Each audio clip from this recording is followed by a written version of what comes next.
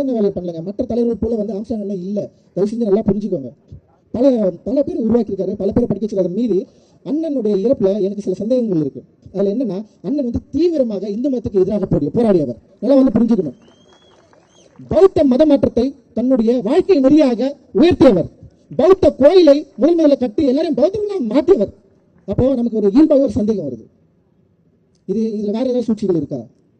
பல சூழ்ச்சிகள் இருக்கிறதா நம்ம வந்து பார்த்துட்டு இருக்கோம். ஆனால் மறைமுகமா இந்த அரசியலை இவர் தேர்ந்தெடுத்து செய்யறது மூலமா, ஏன்னா அவர் சமீப காலங்களில் தன்னுடைய குழந்தை பிறந்ததுக்கு அப்புறம் தீவிர பௌத்தரா மாறினதுக்கு அப்புறம் வந்து நிறைய பேர் கூட சுத்துறதே அவர் அவாய்ட் பண்ணிருக்காரு. முழுக்க முழுக்க வந்து தன்னை பௌத்தரா வந்து அப்ளை பண்ணதுக்கு அப்புறம் வந்து அவர் வந்து நிறைய ஆட்களை கூட வைத்துக் கொள்வது கூட வந்து நிறைய யோசிச்சிருக்காரு.